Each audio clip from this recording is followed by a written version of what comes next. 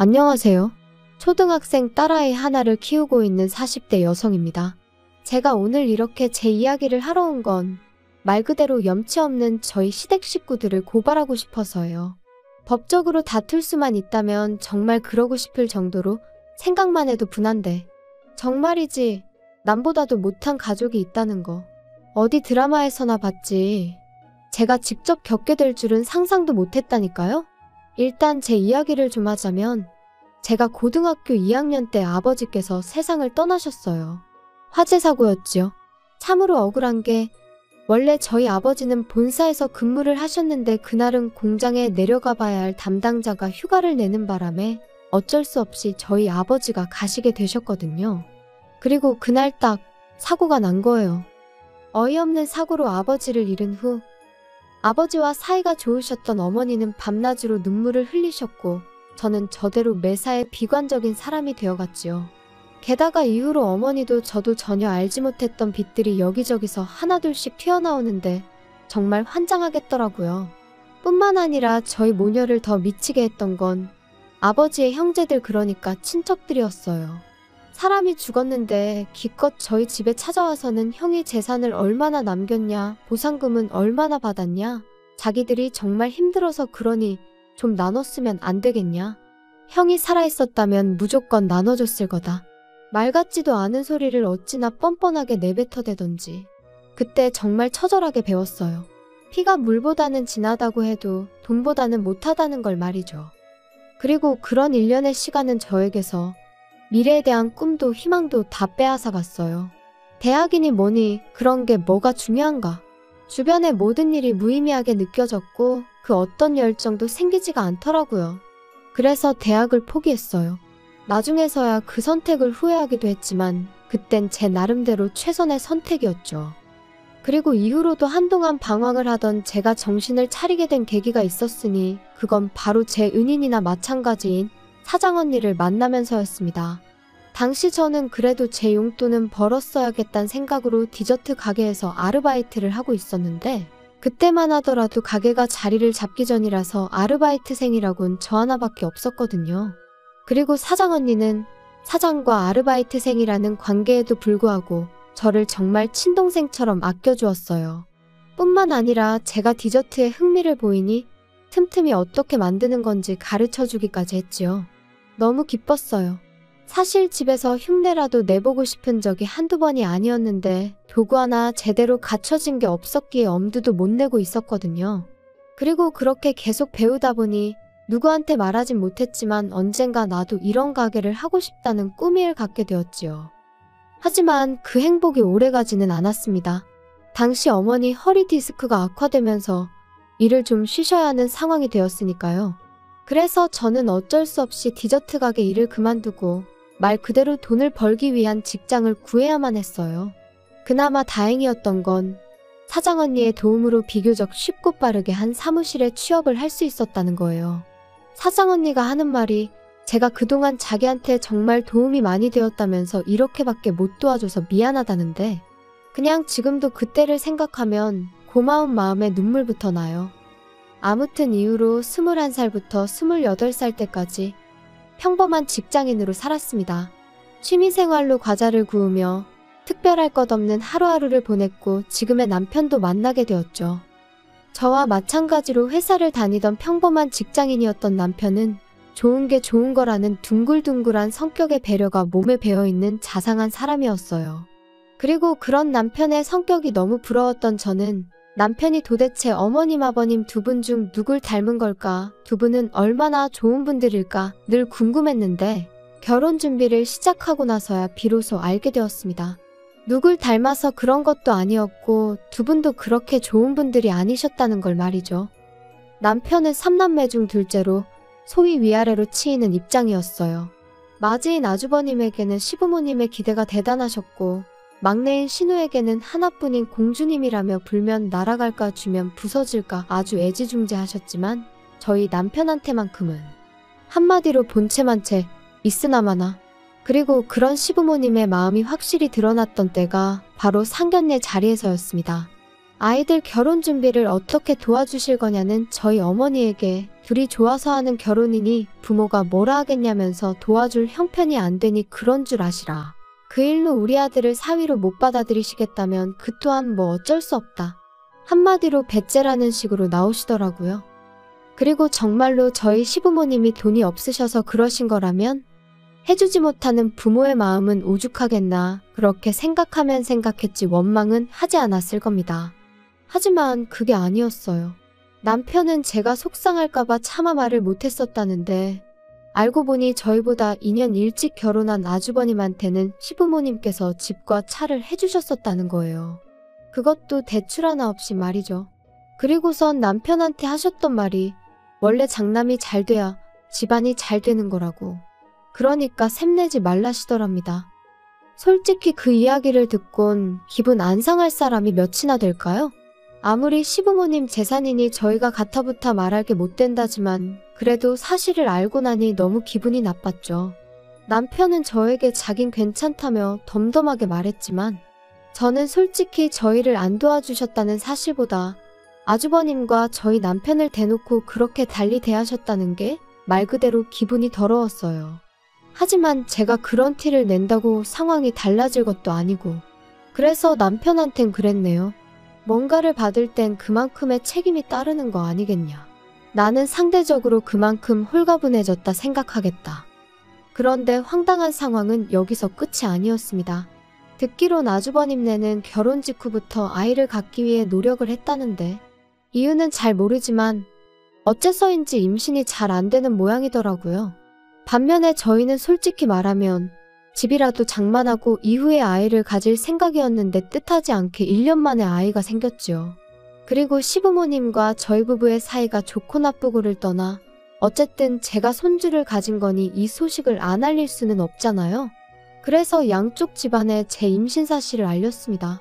그런데 황당하게도 시부모님께선 저더러 제 임신 소식을 아주버님네는 모르게 하라셨어요. 어이가 없었죠. 이러나 저러나 애는 때가 되면 나와야 되는데 그럼 그때 가서 뭐 다리 밑에서 주워왔다고 하라는 건지. 하지만 시부모님은 계속해서 아주버님이고 형님이고 스트레스 받게 하지 말라며 신신당부를 하셨으니 참 서글프대요. 그리고 결국은 걸렸습니다. 임신한 지 6개월째 되던 때 추석이었는데 시부모님이 못 오게 하셔서 안 갔거든요. 그런데 이제 형님이 난리가 났던 거죠. 어떻게 자기도 왔는데 제가 안 올 수가 있냐면서. 아주버님도 저희 부부더러 싸가지가 있네 없네. 그리고는 급기야 둘이서 저희한테 한마디 해야겠다며 연락도 없이 찾아와서는 불러온 제 배를 보고 충격이 컸던 모양입니다. 자기들을 기만했다면서 저희 때문에 족보가 다 꼬이게 생겼다고 억지를 써대더라니까요. 그러더니 급기야 형님은 갑자기 어지럽다면서 쓰러질 것 같다. 119를 불러달라. 정말이지 생쇼도 그런 생쇼가 따로 없었어요. 그런데 상황은 거기서 끝이 아니었습니다.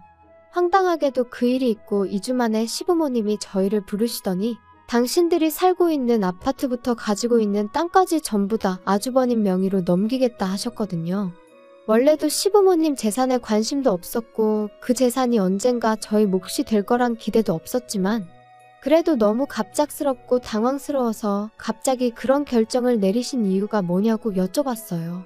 그랬더니 어머님이 하시는 말씀이 아주버님네서 그렇게 해달라고 했다는 거예요. 평소에도 저희 부부가 싸가지가 없어서 자기들한테 잘하는 게 없었는데 이제 애까지 가졌으니 얼마나 기세등등하겠냐면서 자기들한테도 어떤 식으로든 힘을 실어달라고 했다나요? 듣는 내내 어처구니가 없었습니다. 솔직히 쪽팔려서 어디 가서 말도 못했는데 한번 말해볼까요? 저희 결혼하는데 시부모님은 한 푼도 안 보태주신 건 물론이고 남편 대학 다닐 때 딱 2번 학비 내주셨다는데 그걸 핑계로 축의금을 다 가져가셨어요. 게다가 아주버님네 부부는 매일같이 돈 자랑을 해대는데 정작 저희 결혼할 때 축의금으론 달랑 10만 원 했더라고요. 물론 그마저도 구경도 못했지만 아무튼 이미 그런 역사가 있었으니 아무리 저희 남편이 사람이 좋다고 해도 뭘 얼마나 잘하고 싶었겠어요? 까놓고 말해서 그냥 명절이고 시부모님 생신이고 봐야 하는 날에만 보는 거고 그때는 그냥 인사나 하고 마는 거지. 저희가 뭐가 좋다고 거기 붙어서 허허실실 싸바싸바를 했겠냔 말이죠. 그런데 아주버님이나 형님은 자기들이 보기엔 저희 부부가 가진 것도 없는데 자기들한테 아쉬운 소리를 안 하니 그게 그렇게 꼴보기가 싫었던 모양입니다. 10년도 더 된 이야기인데 또 생각하니 속에서 우라가 치미네요. 저는 시부모님한테 그래도 재산을 다 넘기시는 건 신중하셔야 된다고, 한번 넘어가고 나면 되찾아오시기도 힘들다고 말씀드렸어요. 그리고 여기엔 정말 사심은 없었고 두 분이 너무 아주버님과 형님한테 끌려다니시는 거 아닌가 싶어서 제가 시부모님한테 좋은 감정이 있던 것은 아니었지만 어쨌든 걱정스런 마음에 드린 말씀이었죠. 하지만 시부모님은 오히려 제가 하는 말에 노여워하셨습니다. 너네 참 이상하다. 왜 부모 자식 사이를 이간질을 하냐? 제가 무슨 이간질을 했다고 정말 걱정이 돼서 드리는 말씀이에요. 아이고 걱정 같은 소리 한다. 다른 사람도 아니고 우리 장남한테 준다는데 어디 감히 그런 소리를 해. 그리고 너네 혹시 우리 재산에 흑심이라도 있으면 꼼깨라. 이거 너네가 아무리 술을 써도 너네 거 안 돼. 장남해줘야지. 장남이 잘 돼야 집안이 잘 풀리는 거라니까. 그리고 생각해봐라. 너네는 걔들한테 미안하지도 않냐? 걔네 그렇게 노력하는 거 다 알면서 놀리는 것도 아니고 불쑥 애를 가지면 어떡해? 사람이 말이야 때를 기다릴 줄도 알아야지. 그리고 그때 옆에 있던 그 순하디순한 제 남편이 더는 못 참고 목소리를 높이더라고요. 알아서들 하세요. 그러다 후회할 일 생겨도 저희는 몰라요. 저희한테 도와달라, 어떻게 해달라 그런 말씀 절대로 하지 마시라고요. 그런데 저희 시부모님이 그런 저희 남편을 보시고는 차라리 화를 내셨다면 모르겠는데 그것도 아니고 비웃으셨어요. 얘네들 좀 봐. 아주 웃겨 죽겠네. 니들이 뭐가 있다고 우리가 거기다 손을 벌리겠냐? 니들이 뭐 가진 게 뭐가 있어서 우리가 거기다 손을 벌려. 걱정 마라. 절대로 손 안 벌리니까. 시부모님의 그런 반응에 남편과 저 두 사람 모두 크게 상처를 받을 수밖에 없었습니다. 그리고 그때부터 남편도 저도 말 그대로 이를 갈았어요. 비록 시댁과 인연을 끊고 살 수는 없겠지만 적어도 저쪽에 아쉬운 소리하는 일은 없게 하자. 죽어도 두 번 다시 무시당하는 일은 없을 거다. 말 그대로 작정을 하고 살았지요. 그리고 지난 10년 동안 많은 변화가 생겼습니다. 일단 결혼한 지 6년 만에 저희 두 사람 명의로 된 아파트를 장만했어요. 비록 대출도 껴있고 구축이긴 했지만 생각보다 이른 목표 달성에 얼마나 기쁘던지. 하지만 이 기쁨에 초를 치는 이가 있었으니 그 또한 말 안 해도 아시겠죠? 바로 저희 시댁 식구들이었습니다. 솔직히 얼마나 반가운 사람들도 아니다 보니 딱히 자랑하고 싶은 마음도 인정받고 싶은 마음도 없었는데 그래도 남편은 저하고는 조금 달랐던 모양이에요. 당신들 도움 없이도 내가 여기까지 왔다고, 이만큼 해놓고 산다고 나름대로의 성과를 알리고 싶은 눈치더라고요. 그리고 저는 그런 남편이 왠지 안쓰럽기도 하고 조금은 이해도 되었기에 그러라 했어요. 시댁 식구들 다 불러서 집들이 한번 하자고요. 그런데 집들이 당일 너나 할 것 없이 다들 빈손으로 와서는 여기저기 흠잡기에 급급할 뿐이었습니다. 이렇게 좁아터진 집에서 어떻게 애를 키우고 사냐? 이런 데서 살 거면 전세나 살지 이걸 뭐 한다고 매매를 했냐? 덕담이나 한마디 해주시던가 그마저도 힘드시면 그냥 말을 마시지. 오죽하면 우리 부부랑 아예 안 보고 사시려고 저러시는 건가 싶더라니까요. 그리곤 쓱 남편 표정을 살피니 아니나 다를까 입은 꾹 다물고 얼굴부터 목까지 벌개져서는 안쓰러워 죽겠더라고요. 그래서 그때 이후로는 전보다 더더욱 거리를 두고 지내기 시작했지요. 그러다 저희 애가 초등학교에 들어가고 얼마 지나지 않았을 무렵 저는 사장언니로부터 생각지도 못한 제안을 받게 되었습니다. 사장언니 말이 자기가 애들 때문에 급하게 이민을 가게 되었다면서 자기 가게를 인수받으면 어떻겠냐고요. 이미 하겠다는 사람은 여럿 있었지만 제가 계속 마음에 걸렸다면서 만약에 제가 한다고만 하면 저한테는 권리금 없이 그냥 넘기겠다는데 솔직히 그렇게 제 생각을 해줬다는 사실만으로도 너무 고마웠네요. 하지만 한편으론 내가 할 수 있을까 하는 걱정도 컸어요. 아이를 키우는 동안 나름대로 배운다고 전문학교를 다닌 적도 있었고 집에서 꾸준히 만들어 보기도 했지만 남한테 제대로 평가를 받아본 일이 많지 않다 보니 스스로에 대한 믿음이 부족했달까요? 하지만 결론부터 이야기하자면 결국엔 한번 부딪혀 보기로 했어요. 사람 일이라는 게 뭐든지 해보고 나서 결정해도 늦지 않는다는 친정어머니의 말씀에서 용기를 얻었죠. 그리고 그 이후로 지금까지 저희 부부에게는 좋은 일만 있어 왔습니다. 남편은 좋은 조건의 대기업으로 이직에 성공했고 제 가게 또한 나날이 인기가 좋아져 3호점까지 냈으니까요. 그뿐인가요? 집값도 올랐지 아이는 성실하고 건강하게 자라주고 있었지. 어느 것 하나 불만을 가질 이유가 없었어요. 그리고 그렇게 행복하고 편안한 하루하루가 이어지면서 시댁 식구들에 대한 관심은 점점 멀어져만 갔습니다. 사실 사이가 안 좋아지기 시작한 무렵부터 한동안은 그래도 시댁 식구들이 어떻게 지내고 있는지 알아야 할 것 같았고 뭐랄까. 비록 느슨하고 해진 끈일지라도 어떻게든 붙잡고 있어야 할 것 같았거든요. 그런데 어느 순간 그런 마음도 옅어지기 시작하대요. 아마 저희 셋만으로도 충분히 행복할 수 있다는 걸 깨닫기 시작하면서부터 아니었나 싶은데. 아무튼 그리고 그렇게 지내다 보니 어느 순간 시댁에 대한 미움도 원망도 사라진 것 같았습니다.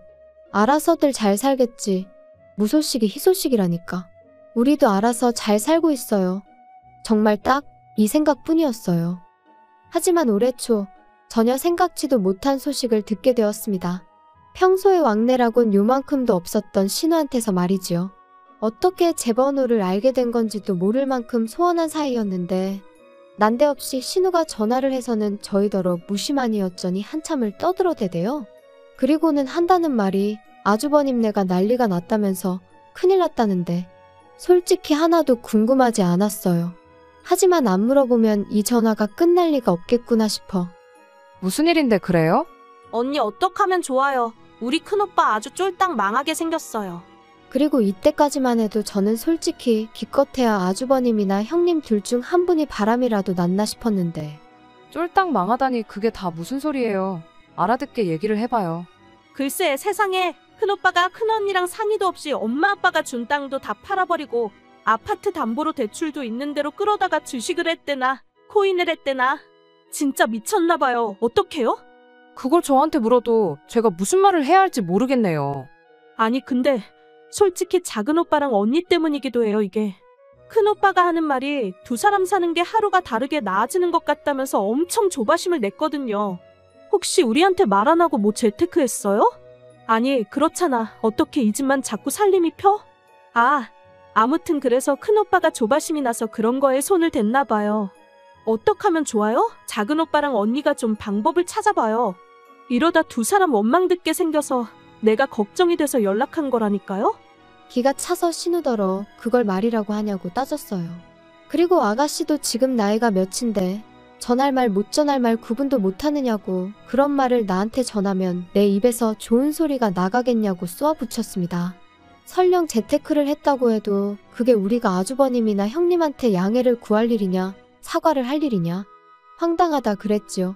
그랬더니 신우가 한다는 말이 다 같이 잘 먹고 잘 살면 좋은 거 아니냐는데 그렇게 생각하는 사람들이 시부모님한테 재산 다 받아내고 동생네는 거들떠도 안 보냐고 또다시 받아쳤어요.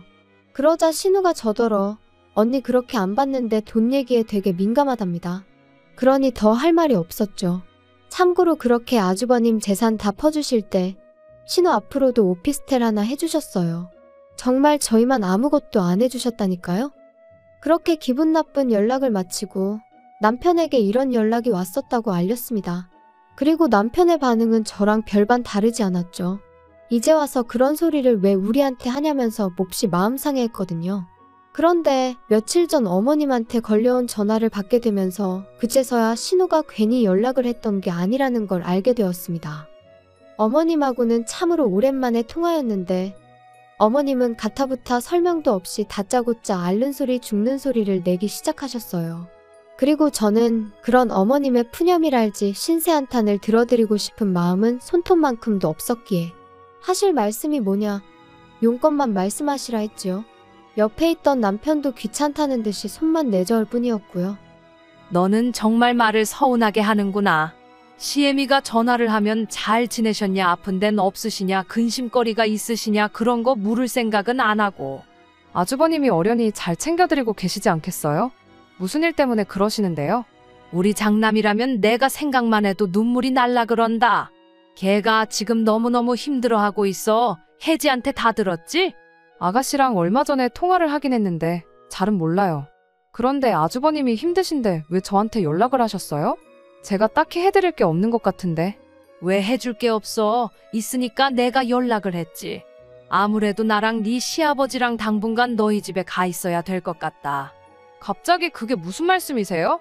저희 집에 오신다니 도대체 왜요? 아니 부모가 자식 집에 간다는데 무슨 왜요야? 왜요는? 큰애가 지금 사는 집을 비워줘야 되는데 뭐 돈이 좀 그래서 당분간 우리 집에 와 있어야 된다잖니? 그런데 너도 우리 집 알잖니? 거기서 어떻게 다 같이 살아? 게다가 이 집도 명의가 큰애 앞으로 되어 있어서. 아무튼 우리가 그래서 일단은 큰애한테 집을 비워주고 우리는 너희 집에 가 있으려고 그런다. 그러니 그런 줄 알고 방 하나 만들어놔. 알겠지? 아주버님네랑은 못 사시는데 저희랑 어떻게 살아요? 그리고 내드릴 방 없어요. 걔네가 우리가 있으면 애를 어떻게 만들어? 넌 왜 이렇게 생각이 없냐? 어머님, 결혼하고 이제껏 안 생기면 둘 중 누구한테 문제가 있어도 있는 거 아니겠어요? 아무튼 그거야 아주버님네 사정이고 저는 어머님 아버님이랑 같이 못 살아요. 여기로 오지 마세요. 그리고 그때 남편이 저한테서 핸드폰을 뺏어가더니 스피커폰으로 돌리고는 화를 내기 시작했습니다. 우리한테 부탁하는 일 없을 거라 하시지 않으셨어요? 가진 것도 없는 저희한테 뭘 바라겠냐면서 있는 대로 비웃으셨을 땐 언제고 이제 와서 같이 살자고 하면 제가 좋다고 할 줄 아셨냐고요. 죽이 되든 밥이 되든 형님하고 사세요. 아니면 어떻게든 지금 두 분이서 사시는 집은 지키시던가요. 아무튼 저희는 요만큼도 얽히고 싶지 않으니까 이런 연락이라면 하지 마세요. 남편은 자기 할 말을 마치기가 무섭게 전화를 끊었고 이후로 한동안 복잡한 표정을 하고 있었습니다. 그리고 저는 무슨 말이라도 해야 하나 싶었지만 그냥 기다렸어요. 남편이 먼저 무슨 말이라도 해주기를 말이죠. 그러자 한 1시간쯤 지났으려나 신우한테 다시 전화가 와서는 아주 생난리를 치대요. 저희 때문에 지금 어머님이 울고불고 난리시고 아주버님네가 저희 가만 안 둔다고 그랬다고요. 어이가 없어서 하나도 안 궁금하니까 소식 전하지 말라고 했어요. 그리고 아주버님한테 가만 안 둘 거면 어쩔 건지 마음대로 해보라 전하라 했습니다. 우리도 이제 정말 겁날 거 하나 없고 막말로 평생 안 보고 살아도 된다고요. 남편도 질세라 형 노릇이나 똑바로 하면서 뭐라고 해야 씨가 먹히지 않겠냐며 화를 내대요. 그런데 어이없게도 시부모님은 기어이 짐을 바리바리 싸들고는 저희 집에 오셨어요. 끊임없이 눌러대는 벨소리에 당황스럽고 이웃에게 미안하여 현관을 열었더니 왜 문을 이제 여냐며 씩씩대시는데 순간 기가 막혀서 말이 안 나오더라니까요. 게다가 황당해서 이게 무슨 경우시냐니까 부모가 자식 집에 온 건데 어쩌라는 거냐며 저를 밀치시곤 그대로 집 안으로 들어가시기까지 하셨습니다. 그래서 제가 남편에게 전화를 걸어 상황을 알리니 남편이 좀만 기다리라대요. 그래서 저는 부엌에 시부모님은 거실에 말 그대로 팽팽한 긴장감이 흘렀습니다. 그리고 얼마간의 시간이 흘렀을 무렵 세상에 남편이 경찰을 대동하고 왔더라고요. 그리고는 모시고 나가달라는데 솔직히 경찰은 저희 집안 사정을 모르니 아마 저희 부부가 정말 나쁘게 보였을 거예요. 그래도 부모라는데 추운 겨울날 모시고 나가달라 하니까 어이가 없었겠지요. 하지만 뭐 막말로 체면이고 나발이고 아무튼 신랑이 끝에 아주버님이 와서는 그렇게 시부모님을 모시고 갔어요. 저희한테 쌍욕을 하길래 한 번만 더 해보라고 그러면 고소하겠다 했네요. 그리고 그날 이후로 다행이라고 해야 할지 시부모님으로부터 더는 연락이 없어요. 잘된 일이죠. 남편은 여기까지 오는데 1,000원 한 장 도움도 안 준 사람들이 무슨 부모냐고 더는 생각하고 싶지도 않다고 하대요. 정말이지 하늘에 맹세코 두 분이 가진 게 없어서 못 해주신 거였다면 저희 이러지 않았을 거예요. 오히려 안타깝고 안쓰럽게 생각하며 저희가 먹고 살만해진 지금 어떻게라도 도와드렸을 테지요. 뭐 아무튼 이미 다 지나가 버린 일 계속 곱씹는다고 뭐가 달라지겠어요? 더는 그냥 저희를 찾지 않으셨으면 좋겠습니다. 저희도 찾지 않을 거니까요. 그냥 각자의 자리에서 정말이지 무소식이 희소식이란 마음으로 살면 좋겠네요.